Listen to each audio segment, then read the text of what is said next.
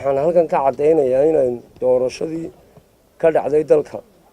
taariikhdu markay ahayd 13 bishii 11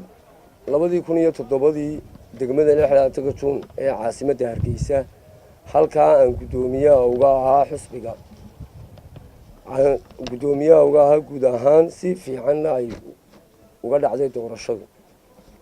oo xor oo xalaal ah iyadoo bilaa musuqmaasuqa iyadoo ay agabka komishanka doorashooyinku dhammaystiran yihiin nabadgelyada iyadoo ay u dhammaystiran tahay oo si wanaagsan oo xor oo xalaal ah oo shacabku iyagoo xor ah u codeynayeen filinkan la soo bandhigay baadigo ayaan sheegaya anigu ka mid baan ahaa filinkan dadkii duubay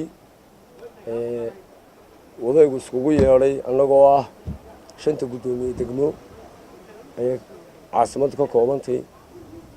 gurigiisa ayaan ku duubnay filinkan meel kaleba lagama doonin laxaarna lama tegin ceergaabana lama tegin burcana lama tegin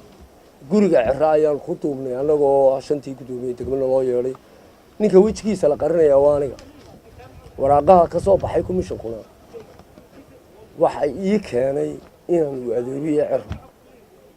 iyo oo askariya iyo gabadh iyaduna reerka oo wada socdaa ii keenay saasaan gudoomiyaha ugu geeyay markaan saa gudoomiyaha ugu geeyay dabeeta waxaan ugu dhalatay fikirkana inuu gudoomiyaha ugu dhaliyay inuu la sameeyo lagu amray dabeetana gurigiisaan ku duubnay filimka anagoo dadka ugu dhadhow ah gudoomiyaha anigoo in tayla duubaysana qoyskiisu ma waayo waxa ka mid ah inanta tiri WhatsApp baa la igu soo diray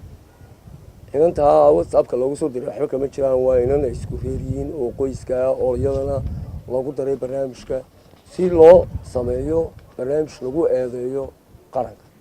iyo komishanka lagu waxyeelayo oo lagu dumiyo qaranka fikirkaas ayuu keenay Cirra waanu ku dhagsan yahay ilaa hadda in doorashadii laga shaqeeyo waa wixii soo aaminsan yahay laakiin aanan la qabin markaa waxaan ka cadeynayaa in laba waraaqood oo kuwii markii laga codeeyay ma doorashada ka bacdi ee aan waxba looga baahnayn ee soo baxay komishanka ku haray ay laga soo jaxay waana laba waraaqood oo kaliya ma habu waxa la keenay waa laba waraaqood cad oo aan shaambadna lahayn oo aan lagu codeyn weeyaan